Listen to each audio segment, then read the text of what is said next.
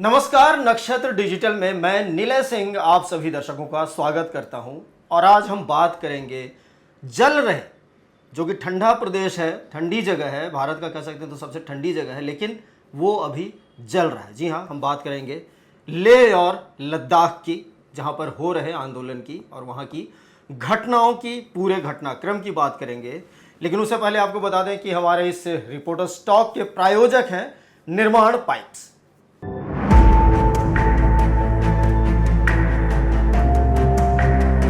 Reporter stock की प्रायोजक हैं निर्माण पाइप्स। जी हाँ, जैसा मैंने आपको बताया कि लेह, जो कि बिल्कुल भारत और चीन की सीमा से लगा हुआ इलाका है, हिमालय का इलाका है, ठंडा प्रदेश है, यहाँ तक कि वहाँ पे ऑक्सीजन की भी कमी हो जाती है काफ़ी ऊपर चढ़ने से, लेकिन अभी वो धू धू कर जल रहा था। अगर हम कल की बात करें तो वहाँ पे कल एक जो आंदोलन हुआ उसने हिंसक रूप धारण कर लिया और 4 लोगों की मौत हुई और करीब 80 से 100 लोग जो हैं वो घायल हुए, जिसमें कि लगभग आधे से ज़्यादा पुलिसकर्मी थे, सीआरपीएफ। और वहाँ पे कई कार्यालयों को आग लगा दी गई, जिसमें कि मुख्य रूप से बीजेपी का कार्यालय, सीआरपीएफ का कार्यालय और जो वहाँ पे कई अन्य कार्यालय हैं वहाँ पर आग लगा दी गई और पूरी अराजकता फैली। हालांकि पुलिस ने काबू किया, शाम के बाद घटनाएं जो हैं उस पर अंकुश लगे, लेकिन ये घटना हुई और इस घटना को लेकर एक नया विवाद भी शुरू हो गया पूरे देश भर में, क्योंकि वहाँ भी युवाओं का प्रदर्शन था। बताया जा रहा है कि क्या भारत में भी ज़ेन जी की शुरुआत हो गई है। ज़ेन जी, जैसा कि आपको पता है, इससे पहले श्रीलंका में, बांग्लादेश में और फाइनली नेपाल में युवाओं ने तख्ता पलट किया, पूरे राज्य को, पूरे देश को उस वक्त नेपाल को जला दिया और अब जाकर वहाँ पे शांति आई है। उसके बाद ये कहा जा रहा था कि अब ये भारत की बारी है, क्योंकि इससे भी पड़ोसी ही देश थे, तो अब भारत की बारी है और यहाँ भी जो सरकार के खिलाफ जो आक्रोश है, जो नाराज़गी है, वो युवाओं के लिए एक नेपाल की जो घटनाएं हैं वो एक सबक देंगी और यहाँ भी ज़ेन जी होगा, ऐसी बात की जा रही थी। हम इस पर भी बात करेंगे, लेकिन उससे पहले ये जान लेते हैं कि आखिर इस आंदोलन का कारण क्या था, आखिर इस आंदोलन की वजह क्या रही, वैसी कौन सी मांगें थीं जिसको लेकर कि वहाँ के युवा या फिर कहें कि वहाँ के जो निवासी थे वो आंदोलनरत थे। पिछले 10 सितंबर से, मतलब 15 दिन पहले, वहाँ पे एक अनशन शुरू होता है। अनशन शुरू होता है इस राज्य को पूर्णतः राज्य का दर्जा देने के लिए और इसे 6ठी अनुसूची में शामिल करने के लिए। जैसा कि आपको पता है कि इससे पहले वो जम्मू एंड कश्मीर का ही एक हिस्सा था, लेकिन 2019 में मोदी सरकार ने उसे 2 भागों में बांट दिया और इसे एक केंद्र शासित प्रदेश के रूप में और जम्मू एंड कश्मीर को, दोनों को केंद्र शासित प्रदेश के रूप में घोषित किया गया है। और उसके बाद पूर्ण राज्य की भी बात हो रही है। जम्मू कश्मीर को भी अभी तक पूर्ण राज्य का दर्जा नहीं मिला है और लेह लद्दाख को भी पूर्ण राज्य का दर्जा नहीं मिला है, इसकी मांग हो रही है। और जो 6ठी अनुसूची में, माफ़ कीजिएगा, 6ठी अनुसूची में इसको शामिल करने की बात कही जा रही है। इस मांग को लेकर जो सोनम वांगचुक, देखिए ये जाना पहचाना नाम है, सोनम वांगचुक। अगर आपको याद होगा तो एक फिल्म आई थी 3 इडियट, राजू हिरानी की, और उस पर जो आमिर खान साहब ने जो रोल किया था पुंसुक वांगडू का, वो यही सोनम वांगचुक से प्रेरित था, उन्हीं की कहानी थी। और देश के कई हिस्सों में वो जाते थे तो उन्हें पूरा प्यार मिलता था, उन्हें इज्जत मिलती थी, शोहरत मिलती थी और लोग उन्हें बहुत तरजीह देते थे, तवज्जो देते थे और उनकी बहुत इज्जत करते थे और एक प्रेरणा स्रोत उन्हें व्यक्तित्व के रूप में जाना जाता था। सिर्फ लेह लद्दाख में ही नहीं, पूरे देश में। रांची भी आए थे वो, झारखंड भी आए थे और यहाँ भी काफ़ी लोगों को और ख़ासकर बच्चों को उन्होंने प्रेरित किया था। ये बहुत अच्छी बात है। लेकिन बीच में और उसको लेकर अब ये आंदोलन कर रहे हैं, तो ये तो हुई एक बात। दूसरी बात कि 2019 में जब ये 2 भागों में विभक्त किया था जम्मू एंड कश्मीर को, तो इससे पहले कोई बहुत बड़ा आंदोलन इसके लिए नहीं हुआ था। छोटे मोटे आंदोलन ज़रूर हुए थे, लेकिन एक जो बड़ा आंदोलन जिसे कहते हैं कि भाई आर या पार की लड़ाई, ऐसा कुछ नहीं हुआ था। कहा जाए तो बिन मांगे लेह लद्दाख के लोगों को एक केंद्र शासित प्रदेश मिल गया था। इसके लिए इन्हीं सोनम वांगचुक ने मोदी जी की बहुत तारीफ़ की थी और ये भी कहा कि भाई ये तो बहुत अच्छी बात है कि हमें अब जो कश्मीर, जो हमारा हिस्सा, जो हमारा हक जो था, हमारे जो अधिकारों का जो हनन हो रहा था और जो हमारी हकमारी हो रही थी, अब उससे हम बचेंगे। और लेह लद्दाख की क्योंकि एक अलग संस्कृति है, एक अलग उनका रहन सहन है, खान पान है, पहनावा है, और जम्मू कश्मीर का एक अलग है। तो उससे कहा जाए तो इस राज्य को और ज़्यादा पहचान मिलेगी, सिर्फ देश में ही नहीं बल्कि इंटरनेशनली। जैसा कि आपको पता है कि लेह लद्दाख में जो बौद्ध धर्म को माना जाता है और वहाँ की लगभग 85% जो जनता है वो जनजाति यानी कि अनुसूचित जनजाति है, आदिवासी है, एसटी की श्रेणी में आती है। इससे पहले देखिए कि वहाँ जो 45% का जो आरक्षण है आदिवासियों को, उसको बढ़ाकर लगभग 84% यानी कि 84% किया जा चुका है। 4 जिलों को के गठन की प्रक्रिया को जो है वो अंतिम मंजूरी मिल गई है। वहाँ की जो भाषा है उसको भी दर्जा देने की बात हो रही थी और तमाम चीज़ें हो रही थी। 6 अक्टूबर को जो अनशन जब वांगचुक जी ने शुरू किया और उसके बाद 6 अक्टूबर को ये बात हुई कि वार्ता होगी। 6 अक्टूबर बहुत ज़्यादा दिन नहीं है, 10 दिन की बात थी। और जब उन्होंने कहा कि नहीं इसको हम पहले करना चाहते हैं तो इसको 25 और 26 सितंबर में तब्दील करने की प्रक्रिया चल ही रही थी, यानी कि आज और कल यानी 26 सितंबर जो आने वाला, इन 2 दिनों में इस पर बात होती और वो शायद हो भी जाती, लेकिन उसे एक दिन पहले यानी कि अब इतना भी सब्र नहीं रहा। देखिए सारी चीज़ों के पीछे आप तथ्यों को समझिएगा तो समझ में आएगा कि आखिर ऐसी कौन सी वजह है, कौन सी ऐसी हड़बड़ी थी। 15 दिन का अनशन इनका हुआ था, हालांकि इससे पहले भी वो अनशन कर चुके थे कई बार, ये भी बता दूंगा आपको, बार बार लेकिन बार बार आश्वासन भी मिलते रहे और अनशन टूटता रहा, आंदोलन टूटता रहा। और ये आंदोलन पिछले भी कहा जाए तो जब से गठन हुआ है तो मांग जाहिर सी बात है। और ऐसा भी नहीं कि सिर्फ लेह लद्दाख को नहीं दिया गया, जम्मू कश्मीर को भी तक पूर्ण राज्य का दर्जा नहीं दिया गया, उसकी भी प्रक्रिया चल रही है।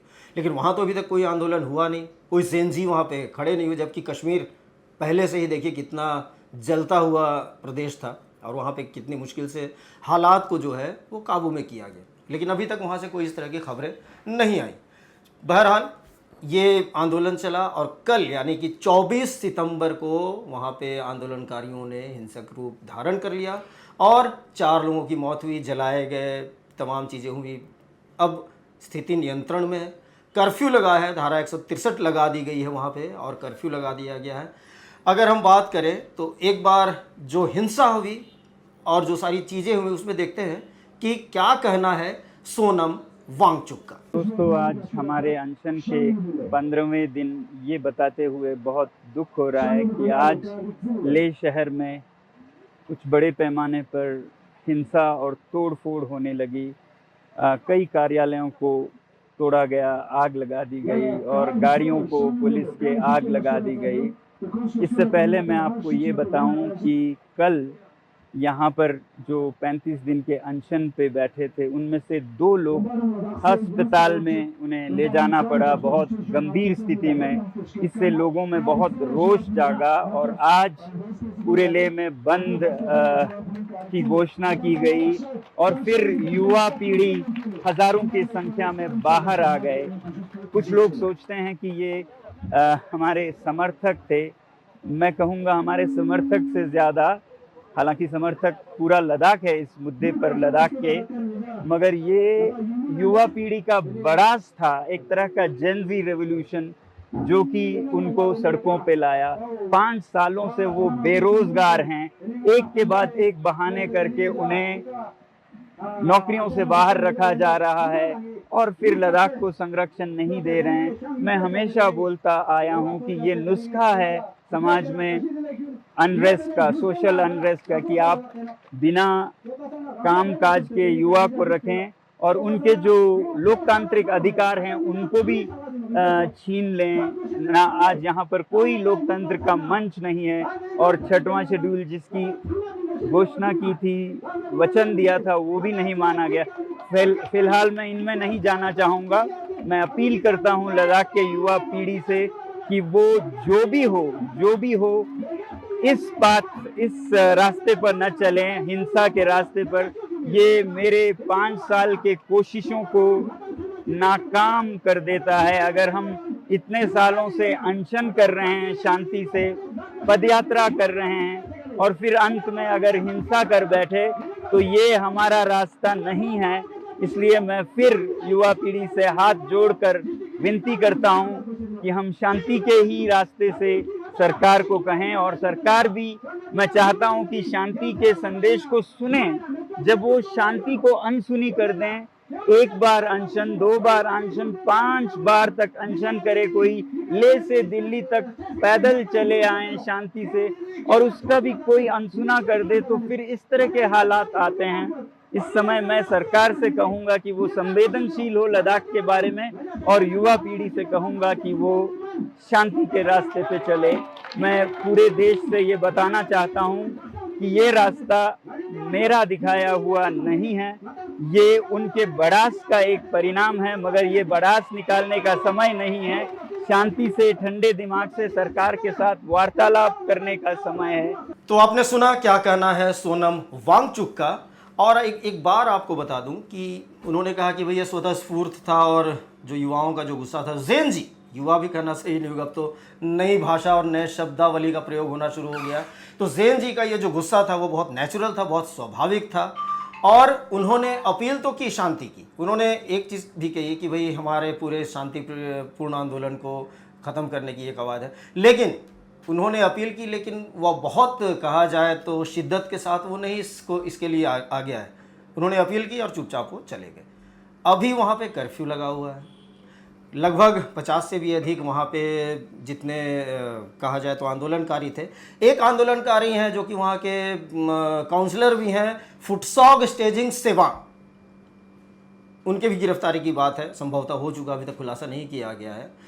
तो इतने सारी गिरफ्तारियों के बावजूद अब वहाँ पे जो एलजी हैं उन्होंने भी अपील की कि शांति बनाए रखें, और हिंसा का रास्ता जो है वो कतई सही नहीं है।